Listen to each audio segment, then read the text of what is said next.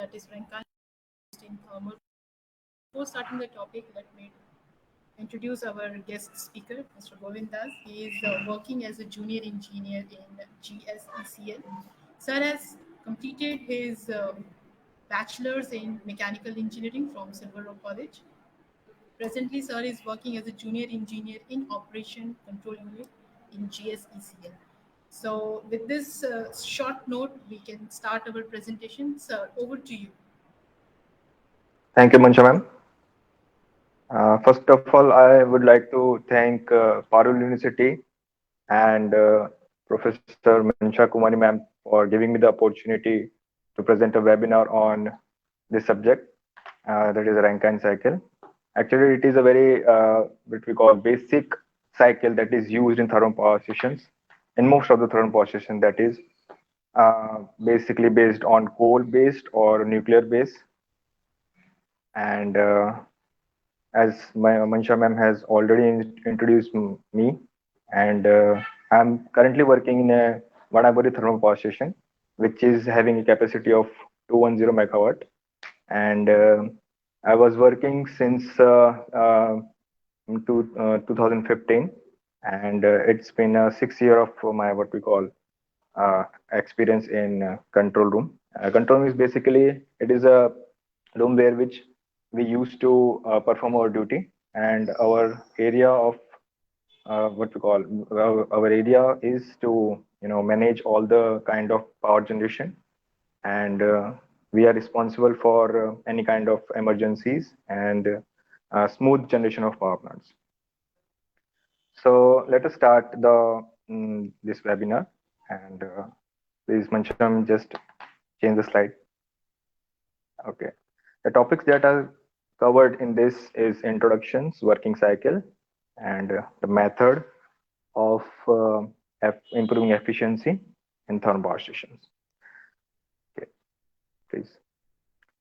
First of all, the idea of Rankine cycle is very much related to the basic cycle, that is heat engine cycle, that is Carnot cycle, Carnot vapor cycle to be precise.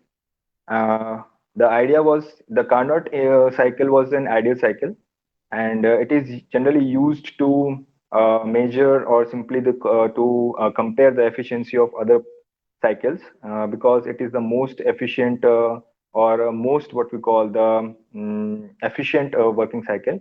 Means the Carnot, you can say that the Carnot cycle is it is a hypothetical cycle, but it cannot be practically possible to just create a device which can operate on Carnot cycle, but it is used only for the comparison so that we can achieve that efficiency of Carnot cycle. And the Carnot cycle has other kind of limitations. If we want to discuss that thing, then we can surely go for it. Mention, please change the slide. This is the schematic diagram of Carnot cycle. That is, you can say see the TS diagram in which there is a saturation dome, and there is a box in it, and it is nothing but the Carnot cycle itself.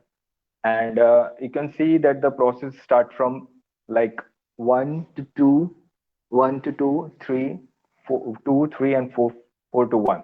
Okay, so 1 to 2, if you can see that it is a constant temperature heat addition process, and it's a high isothermal process. 2 to 3 is an adiabatic process, where the heat energy is neither gain or not supplied, and 3 to 4 is an isothermal heat rejection, and then 4 to 1 is an adiabatic heat compression. Okay, so in the TS diagram you can see that the TH and TL, that is the limit of temperature, that is TH means the higher limit and TL is the lower limit, and it is a very known equation for you guys if you have studied Carnot before, that the efficiency of a Carnot cycle is defined as 1 minus T2 or TL upon TH, and that is the what we call the most efficient, the most what we call the highest efficiency which we can get. Okay, So, and we now you go why Carnot cycle is actually not possible for a device to be created. So, if you can see that in 1 to 2 process, constant temperature heat addition process, practically constant temperature heat addition process is not practically possible because if constant temperature heat addition is there, so it must be something that needs to be increased. If the phase change is there, then you can say that the latent heat is increasing, and if there is no phase change, then you can you can easily know that the sensible heat is increased. But in case you cannot what we call, yeah, phase gain is there, means phase change is there, so you can say that the latent heat is increasing. But if you go beyond 2, like if you go beyond saturation dome, then it is nothing of use, because after going beyond 2, like saturation dome, then you cannot predict what will be the behavior of the heat addition. Okay, and it is practically impossible for you to what we call maintain the constant temperature and adding of heat. Okay, so and second thing, and constant temperature heat rejection is also not possible. If the pressure is constant, that is okay. So means like 3 to 4 process is okay, right? But 1 to 2 is not possible. It is very hardly what we call impossible for a device to be created like that. And second thing, it covers the saturation dome only. Means the vapor around this is it is inside the saturation dome. Means this the device, if you are creating Carnot a device which is what we call using the Carnot cycle, then it must be in the vapor region only. It cannot go beyond vapor region. Fine. So it is also what we call hard to create a device which can operate only on vapor, right? Because vapor is consisting of what we call moisture also, and we all know that the moisture is very much what we call prone to that corrosion, and it is the cause of corrosion, right? So it will damage the device. Okay, so this thing is practically not possible. So to get the thermal power station running, we need a kind of a cycle that is practically possible. So the Rankine cycle is used. Rankine cycle is introduced in the thermal power station so that we can make a power plant or simply a device which can operate on Rankine cycle. So it is clear that Rankine cycle is a what we call the modification. You can say that it is a modification of a what we call the Carnot cycle. And yeah, and to overcome the limitations, we are using the Rankine cycle. Ma'am, please. This is the governing equation of the Carnot cycle. If you can see, we are not going for the derivative part. The efficiency is simply 1 minus TL by TH, that is TL is the lower limit and TH is the higher limit. And W is the work done, that is to be produced by the turbine. And QH is the heat addition, right? And if you can see the Carnot cycle here, you can see that, yeah, all this cycle are there with all the components of heat engine, and you can easily see that, yeah, A to B is what isothermal compression expansion, sorry, and B to C is an adiabatic expansion, C to D is a isothermal compression, and D to A is an adiabatic compression. So this thing is practically impossible. We have already discussed that.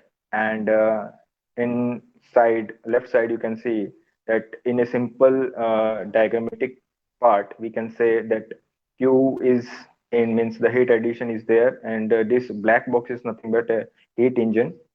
Work is produced, and Q rejected. That is Q D E G, that is rejected.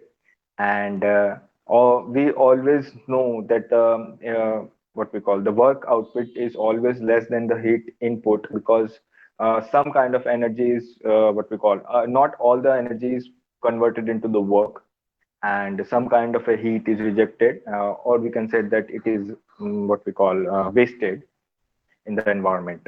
Okay, so efficiency is nothing but 1 minus TC upon TH, and it is the highest limit which we can get by an heat engine. Okay, if it is what we call working on a Carnot cycle. But the thing is, we are not able to practically produce a heat engine that can operate or work on Carnot cycle. So next,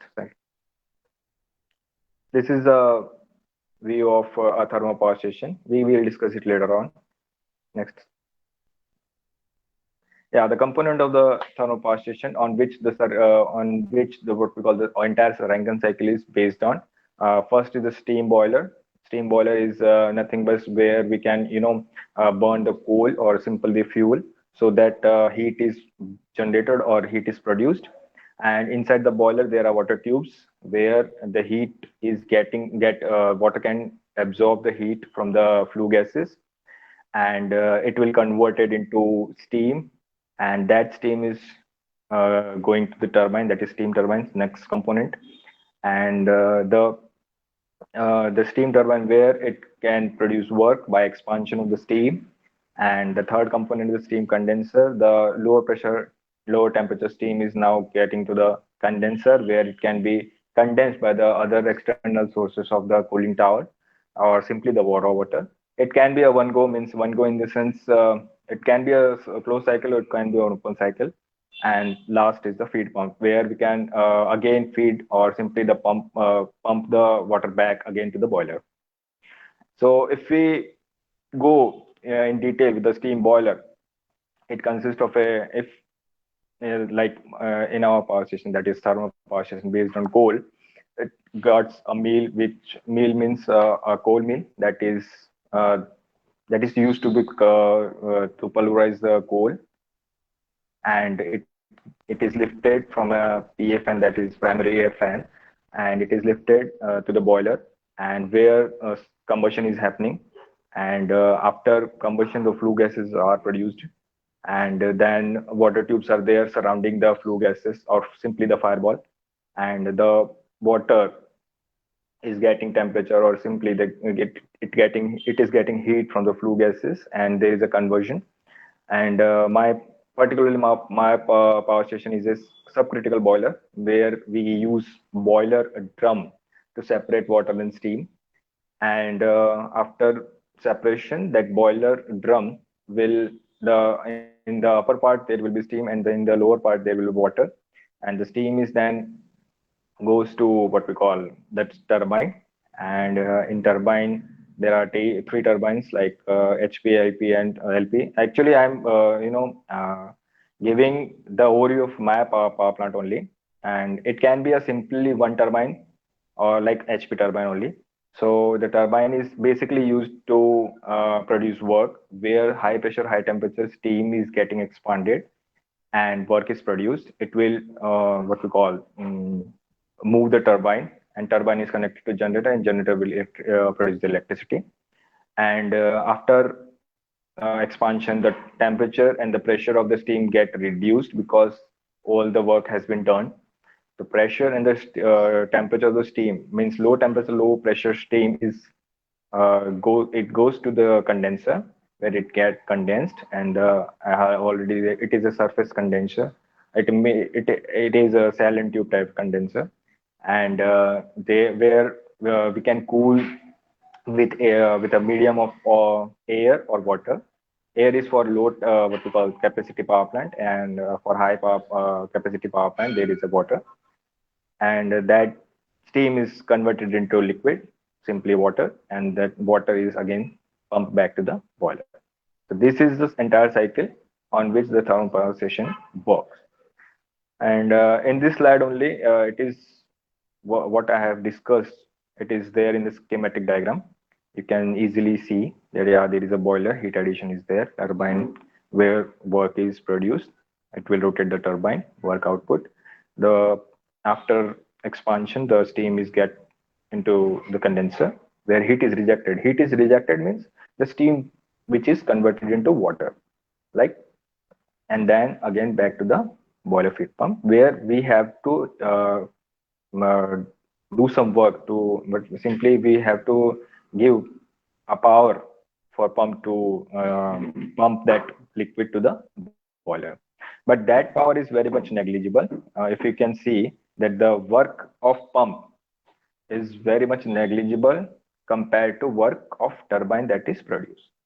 So in the equations of that, what we call the efficiency and heat generation and all the things, we used to neglect this work of pump because it is very much less compared to the work produced by the turbine. And it is the next part. You can see the right hand side, it is a TS diagram of Rankine cycle. It is basically, if you compare it with the Carnot cycle, the Carnot cycle was in the saturation dome itself, what I have earlier discussed. And you can see that the Rankine cycle is beyond saturation temperature, because we have to, because if we work or if we design an engine which can only operate on a vapor cycle, it is very much what we call riskier. Means riskier in the sense it will get corroded, and there is a problem of corrosion because of the moisture content. So we will go beyond the saturation dome in order to prevent the corrosion. Fine. If we quickly revise the process in the Rankine cycle from starting point one, it is on the saturation dome itself, saturation line itself, sorry.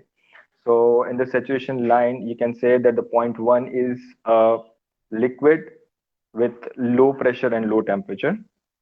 Okay, then it is pumped, means 1 to 2 is a pump work, where the temperature is minorly, or you can say it is very much less compared to other temperature gain, means the temperature is increased and the pressure is increased, not considerably, but yeah, the temperature is considerably increased, not considerably increased, but the temperature, sorry, the temperature is not considerably increased, but the pressure is increased. And from 2 to 3, there is a heat addition. This means the 2 point to the 3 point is a boiler, okay, where we are constantly giving the input to the water. And from 2 to the saturation line, the steam is water is converted into steam, and there is a sensible temperature gain to the saturation line itself. And from this saturation line to this saturation at the constant pressure, constant temperature, it is a phase change process where the steam water is converted into steam, and the point at the saturation line itself is saturated steam, and the point from line to point 3 is sensible heating of a steam in order to increase the enthalpy of the steam so that we can produce more work, right? And the second thing is to eliminate all kind of a moisture, because we have to uh, make the turbine free from moisture. Okay, then from 3 to 4, it is an expansion process, or simply the work done process. It is a process where the enthalpy of the steam is getting converted into worked output. As as we can see, the point 3 is high temperature, high pressure steam, and it get what we call get work done, and the steam pressure and temperature is getting reduced, and the work is we can produce a work. The point 4 is very what we call near to saturation line, means it is it contains more some kind of moisture, but a very what we call less amount of moisture. The dryness fraction is almost above 90%. Okay, so that the turbine blades can be prevented from the corrosion. And from 4 to 1 is a condenser, where the heat is rejected through the cooling water only. And this process 4 to 1 is a constant pressure, constant temperature process. Why? Because it is a phase change process. Here the temperature, the phase of the steam is converted, right? But the temperature remains constant. So it is a basic thing we can easily relate how Rankine cycle is used in the thermal power station. And now we will go for the next type. I have already explain all the processes in the Rankine cycle process 1, 2, 3, and all the things are already done. So we can go further. These are all the same process 3 to 4 and 4 to 1. Yeah. This is an SFEE equation of the Rankine cycle. What is SFEE? That is steady flow energy equation, where we can get how the enthalpy, the pressure, the temperature, then elevation is the what we call the gravitation. All the energy equations means the we have to balance the energy equation, because as per the conservation of energy, the energy cannot be created, not be destroyed. So to balance the energy equation, SFEE is used in all kind of what we call heat engines. So SFEE of Rankine cycle is I have simply defined for the turbine, condenser, pump, and all. So for the turbine, you can say that the energy balance is WT. WT is nothing but the work of turbine, and it is equal to mass. Mass is what is the mass flow rate of the steam, and H13 minus H14, that is the enthalpy of the steam at the input of the turbine or the inlet of the turbine, and H14 is the enthalpy of the outlet of the turbine. So the difference of the enthalpy is directly converted into the work done with multiplication of the mass flow. It means the enthalpy is there and mass is there. Means if you increase the mass, you can increase the work done, and if you increase the difference of the enthalpy, you can increase the work done. Condenser is heat rejection process Q. In the condenser is nothing but again mass flow rate of the steam, H14 minus H15, that is I have already discussed. That process is constant pressure, a heat rejection process. The temperature will remain same. Here you can say the enthalpy is reduced, H14 minus H15. To have the condenser's efficiency at its best, then this temperature should the difference should be less, so that we can utilize more enthalpy in the work in the turbine itself, so that there is low loss of heat. Okay.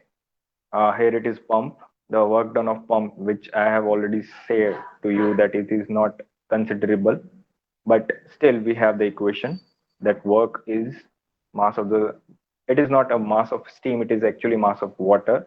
But due to conservation of mass also, we can say that if we neglect the losses, the mass of the steam would be equal to the mass of the liquid. So the pump work is nothing but the mass of the liquid or steam. H12 minus H15, that is the enthalpy difference again.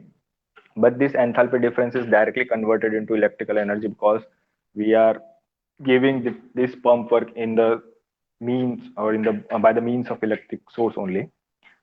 Heat rate, input rate, that is a boiler part where we are giving the heat to the steam.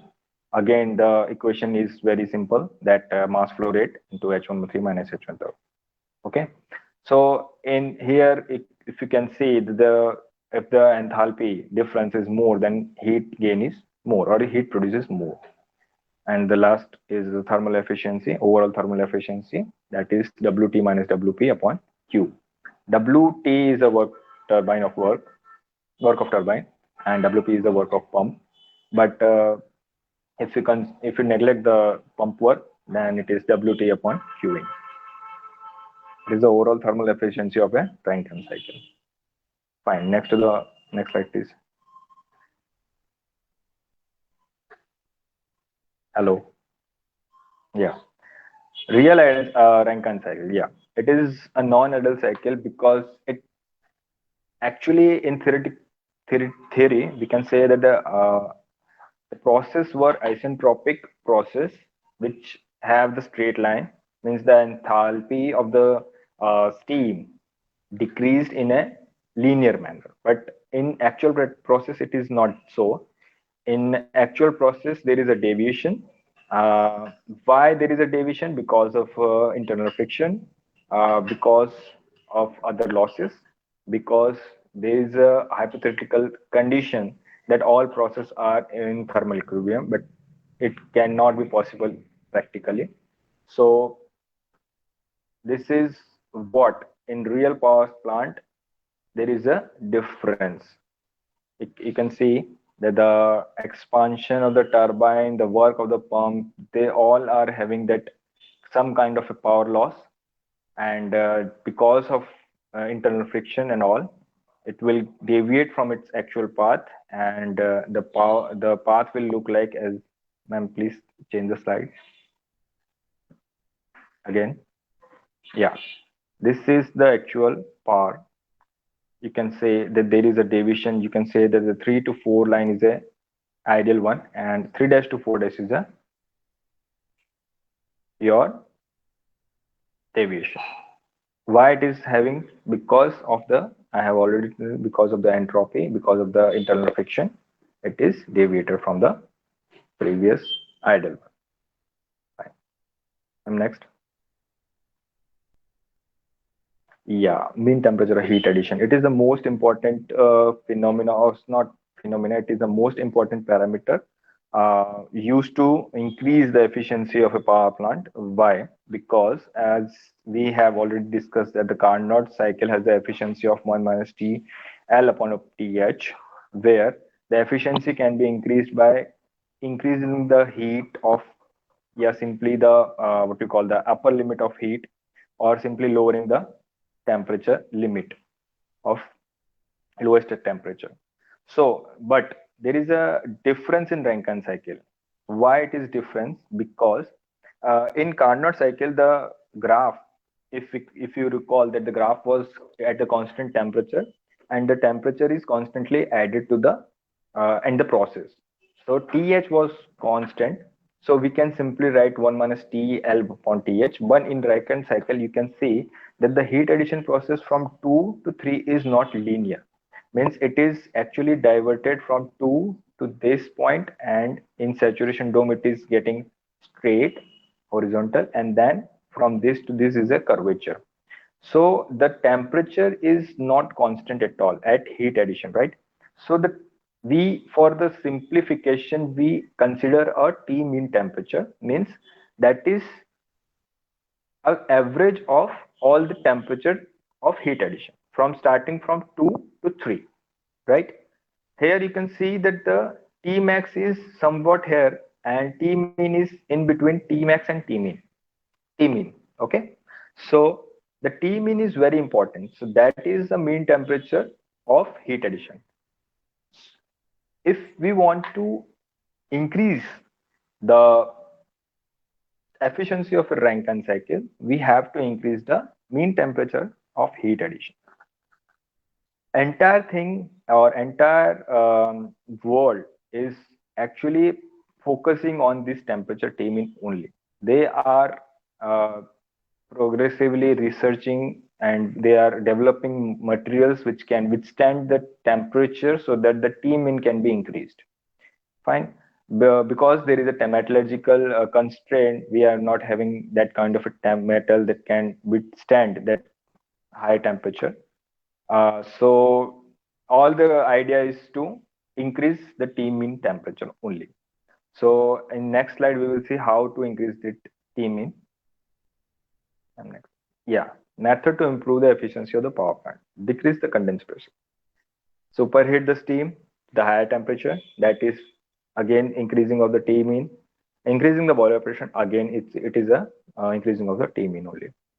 Next slide, please. Yeah, decrease the condenser pressure. If we decrease the condenser pressure, means we are allowing the turbine to produce more power, right? So if the pressure is reduced, also the temperature will reduce, because there is a linear relation between temperature and the pressure, right? So we are actually lowering the pressure, means we are actually lowering the lower limit of the temperature, that is TL. So in the equation itself, it is defined that if you want to increase the efficiency, there are two ways. First is to either increase the upper limit of the heat addition, or lower the lower limit of the heat rejection, sorry.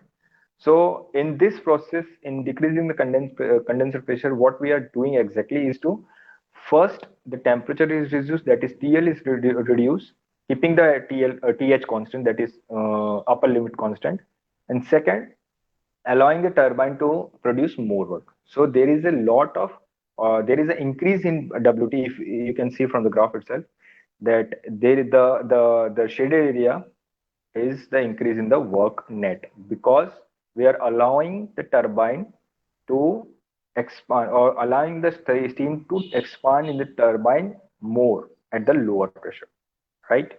So this is the increase in the WTE. So increase in the W net, or simply that work of the turbine, will increase the efficiency of the power. Second point is increase the temperature of the superheat. Superheat the steam to high temperature. So here itself you can say that the, from, if you recall the Tmin temperature, that is mean temperature heat addition concept, from 2 to 3, the Tmin line will be somewhat in the between of T point 2 and point 3. But if I increase point 3 to point 3 dash, the Tmin temperature will increase on the upper side, on a higher side. Means we are increasing the upper limit, or simply the mean temperature of heat addition, right? And as I've already said, that the second what we call thing which can improve the efficiency was Tmin itself. Secondly, there is a constraint, means if you are increasing temperature, then you must have that kind of a material which can withstand the temperature. And we are, other scientists and all the engineers are researching on it only to increase the temperature, increase the capability of the material to withstand the higher temperature. Supercritical boilers and ultra-critical boilers are having that kind of a materials, which are alloy of tungsten and titanium and other zirconium and all the things, which can increase the Tmin temperature, so that the efficiency, overall efficiency of the power plant can increase. Next slide, ma'am. Increase the boiler pressure. It is again increase in the Tmin only. See, if we increase the temperature, the point 3, 2 to 3 and 2 dash 3 dash, you can easily see from the graph that the Tmin of process 2 to 3 would be lower than Tmin of 2 dash to 3 dash.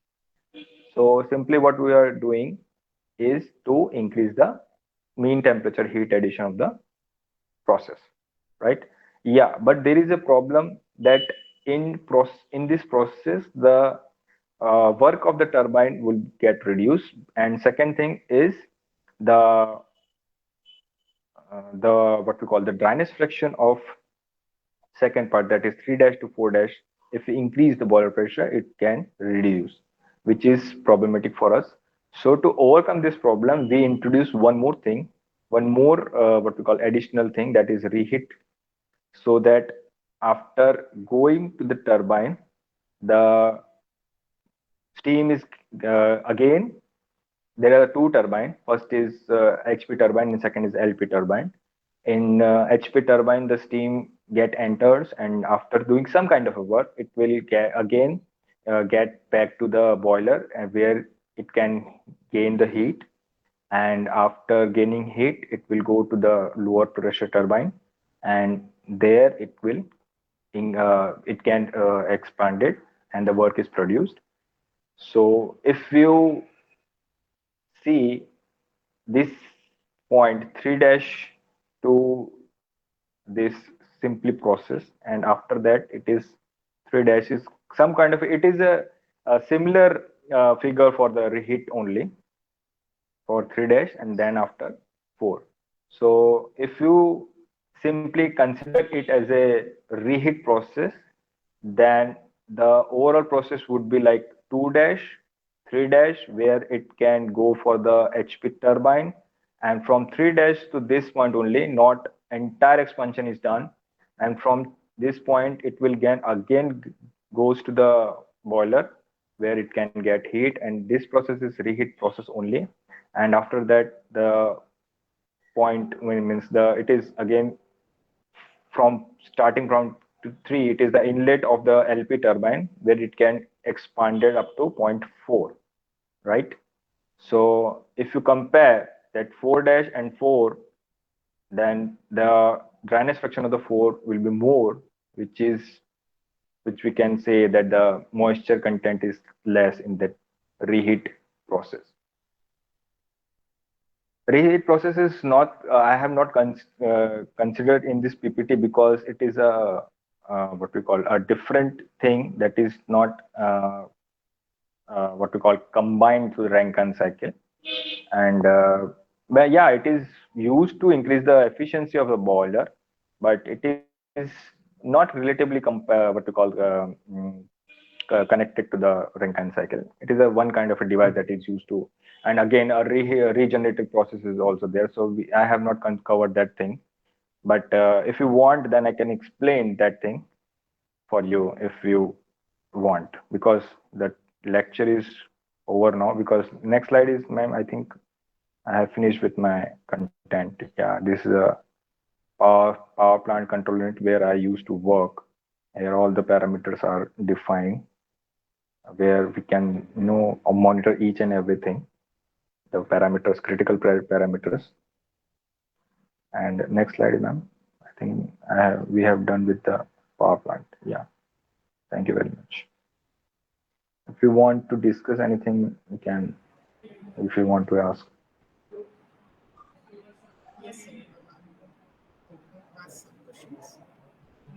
yeah. So can you please elaborate something about more about control units? Control units or control power plant means Yes, the, yes, sir. okay, fine.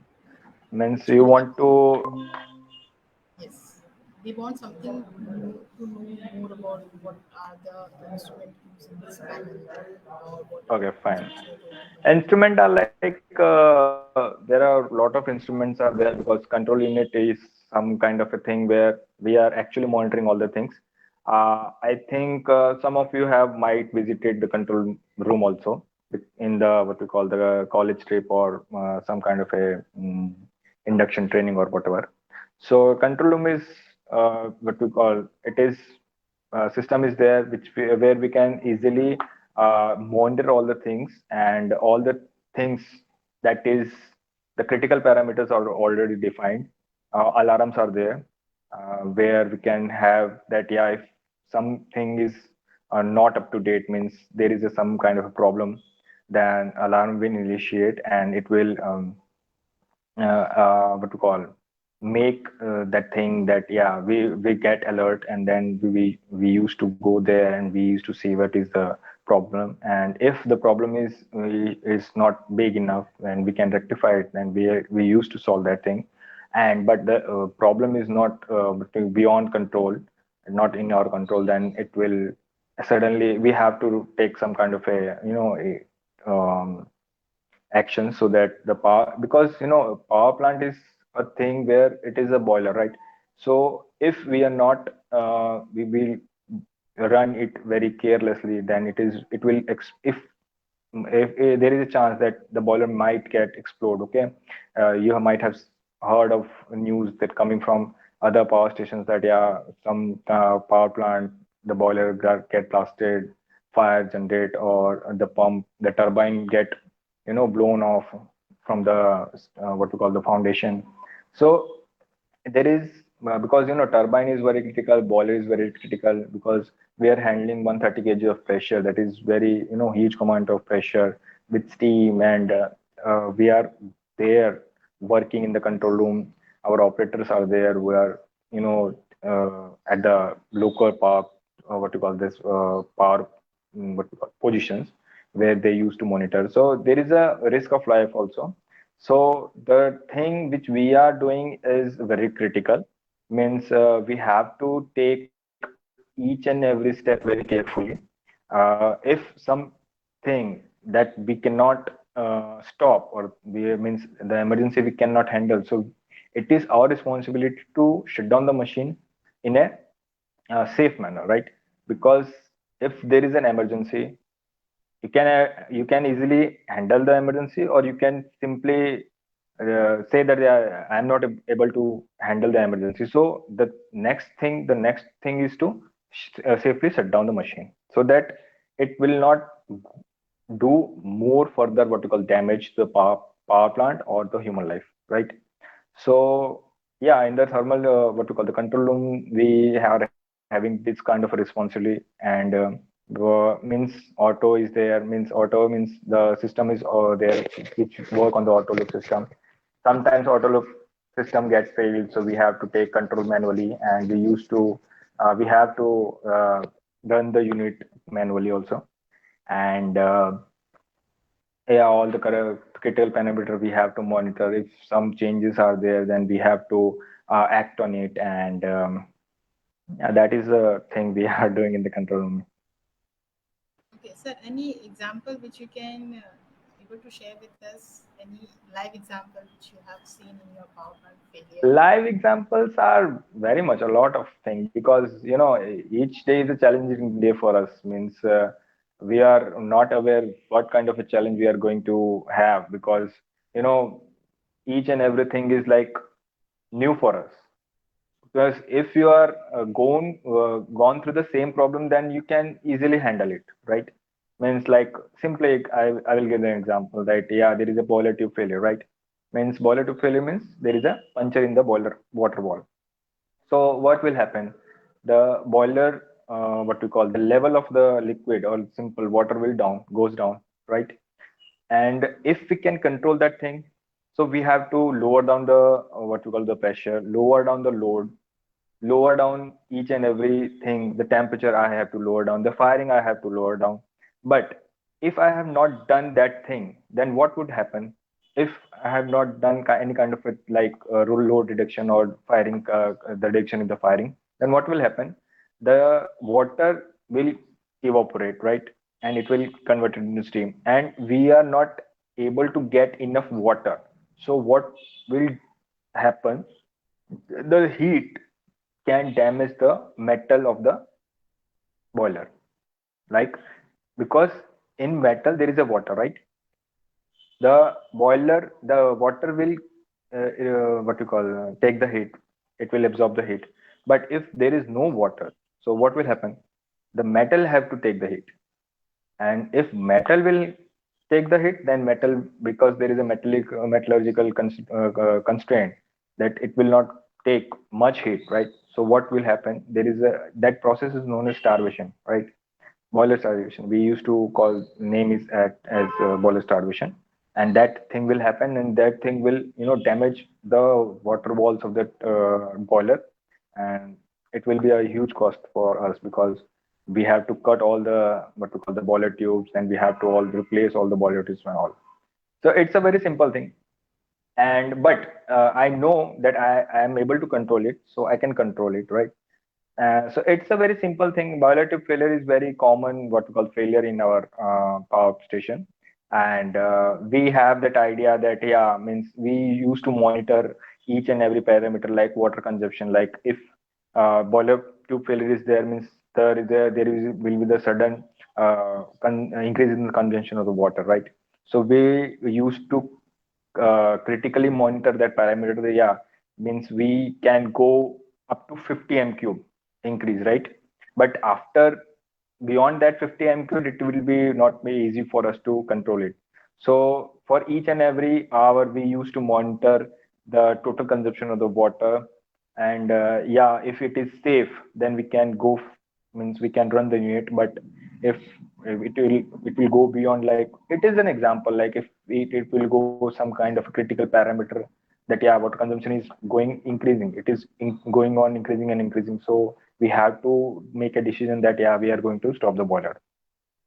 So yeah, you have asked me that what are the challenges you have faced. So this is the common challenges we used to face.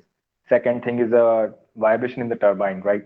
And it is a it is very critical or serious issue. Means if the turbine get vibrated. So what are the causes? We know very well, because we are the power engineers. There are a lot of reasons of turbine getting vibration, like control valve, CVSM, that is control valve, sudden closure, sudden expansion. then moisture content get introduced in that turbine, water level get increased, boiler and all the things.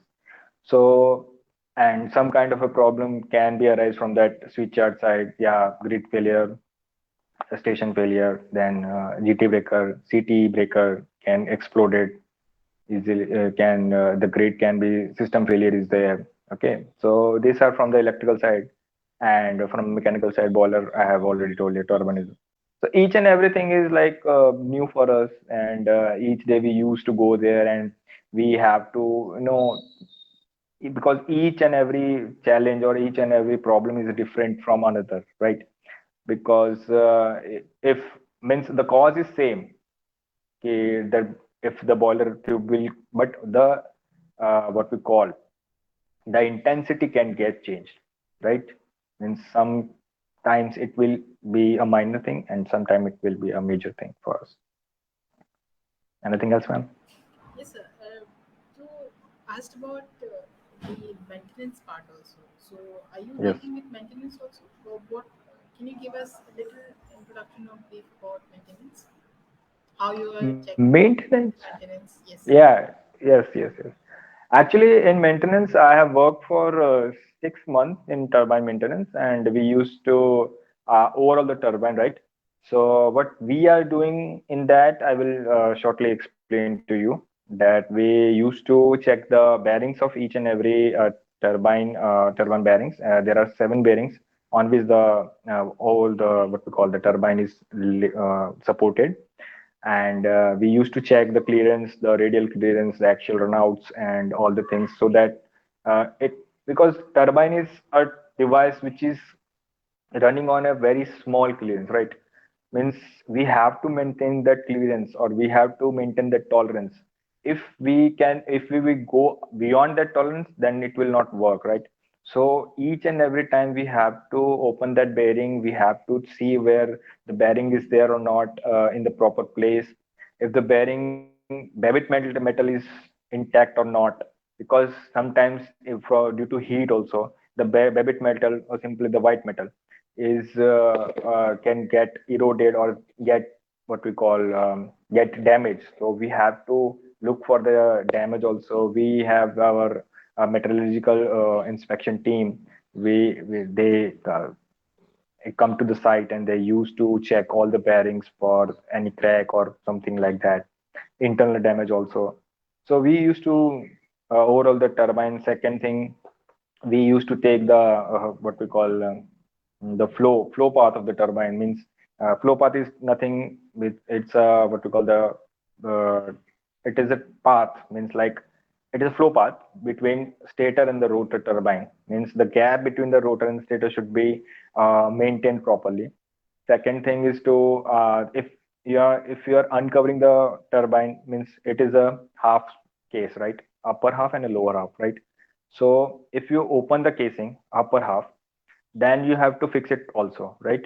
So for fixing also we have to apply minimum amount of that certain amount of torque for the bolt, so that if some vibration is there in a turbine, so it can withstand that vibration and it will not get thrown off. So we used to there are also guidelines are there. We used to maintain the guidelines like yeah, the torque should be like this only, the clearance should be like this only, and each and every bearing has a different clearance, right? From starting from 1 to 7 bearings, the clearance are different. And then we used to take the float is nothing but the movement, actual movement of the turbine, the whole turbine shaft. Then we used to take a runout. Runout is a what we call roundness checking of the turbine, means there is not any kind of eccentricity, right? So that it is what we call the central axis only. If it will go rotate eccentrically, then there is a vibration in the transfer direction that is not allowable. This kind of, then oil also we used to check the NAS value of the oil. NAS is that the characteristic of the fluid is to maintain the turbine oil.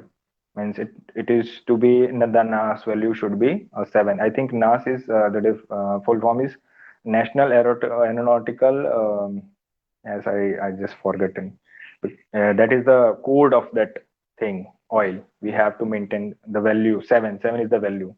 Okay, so there is a pump which we are installing, and the pump will filter all the kind of a dirt and all the things. And after achieving the NAS value of 7, we used to again pour all the things that in the tank, and we used to use that oil only in the turbine. So these kind of things we used to. Then overall is simple, like grazing, oiling, checking for any damage, preventive maintenance, and all the things. Preventive, and then protect. There are three P's: productive, preventive, and and I just forget the third one. That the things we are used to do. Sir, how much amount of load has been generated in this thermal power? And will that 210. be, sir, Yeah. will that be changing by season to season, or it is going to remain as a constant? Just can you Okay. give us idea about it? Yeah, I'll get. Actually, the capacity is 2110. We can generate 2110 megawatt. It is our full load capacity. But as you asked that whether there is a difference in the seasonal, that is very much true, because the turbine the power we are generating is based on the demand, right? Means if there is a demand, then we have to supply. If there is no demand, then it is no use of supplying, right?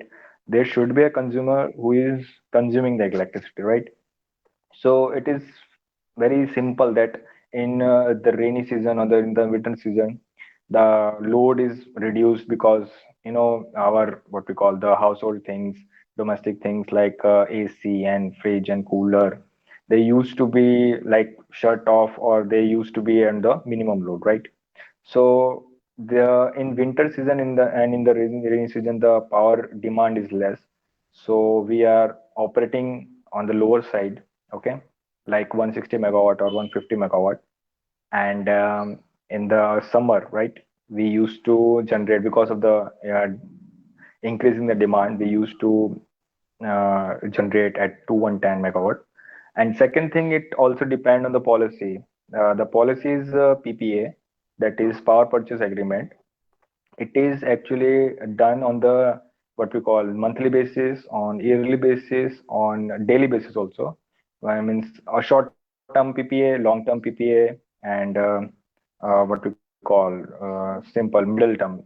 Okay, so in short term PPA, we used to have the PPA of like 1 day, like some state.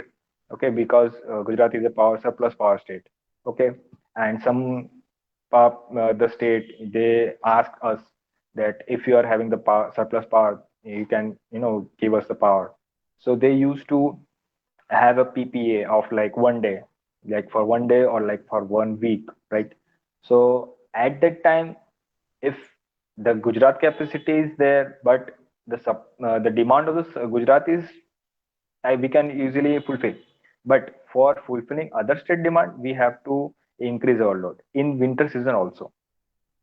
Like I said, because in winter season the Gujarat state demand is low. That is true. But if we have done the PPA with other state, then we have to produce more electricity. Then we have to generate more electricity up to 2110 megawatt. So these are things, commercial things, which I'm not have an expert advice on that. But yeah, means I have in my training session I have learned all the things that yeah, this kind of things happen in our power station. It is power selling things, means in the selling part we are in the generation only, means we used to generate only. We are not looking at what we are purchasing or what we are selling or all this. For that there are other departments which are in the Baroda head office. They used to look in this matter. Okay. So it is thermal power plant. I hope it's working on a coal. It's Yeah. hope so. So is there any future scopes of converting this thermal power plant into some renewable resources of energy.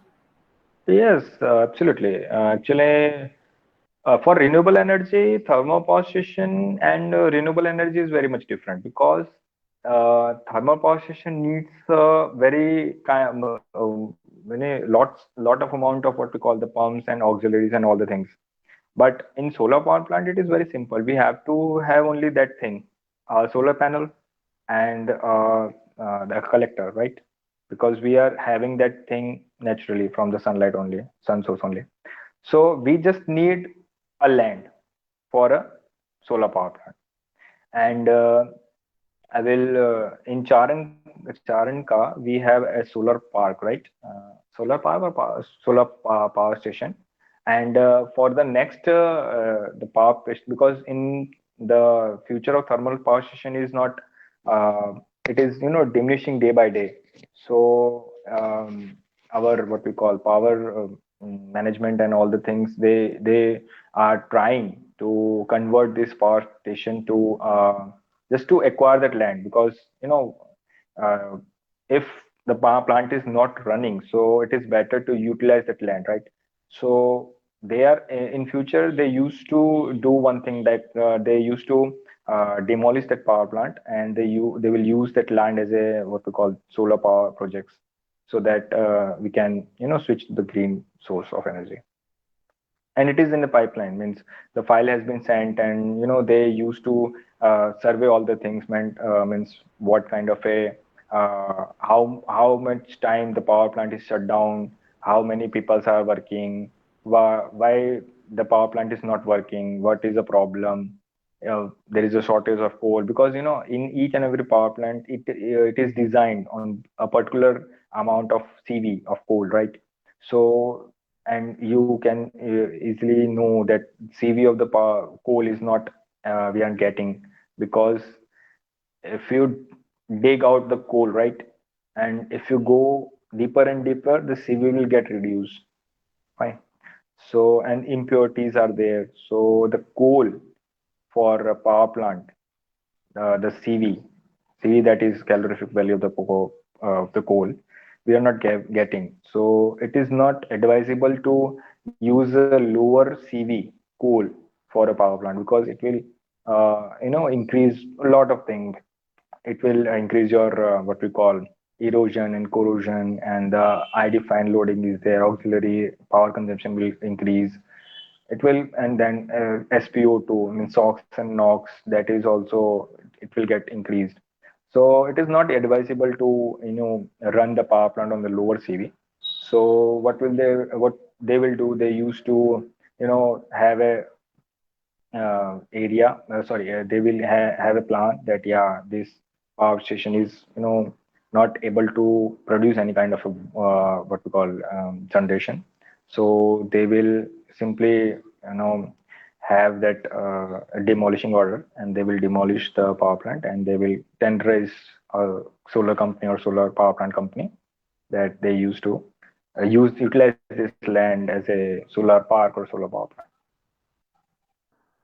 Thank you, Mr. Govindas. You have given Thank you. such a wonderful presentation on Rankine cycle and its uses because many of our students were not knowing what are the drawbacks of thermal power plant or what are the maintenance issue or what things are actually going in a control unit. So you Okay. have given such a wonderful explanation as well as you have enlightened us with this presentation. Thank you so much for joining us for this presentation. Okay. I just want to add one thing. I invite Parul University and Parul University student to visit my power plant so that they can easily get what you call practical thing that how the power plant is working. I will invite on your behalf, right, For sure. to the student of Paul University so that they can come and visit a power plant. And for that permission, all I can do simply I can ask my uh, chief engineer to permit you the grant. Thank you so much, sir, that you have given us the double advantage of being present with us. That It is our duty to share the knowledge to the okay, students. okay, okay. Thank you, sir. Thank you so much. We will definitely ask our each and every student from third semester to eighth semester student to at least to visit thermal power plant of Panagpuri. Sure. Thank you, Mr. Govindas. Okay. Bye Thank you bye. very much. Bye.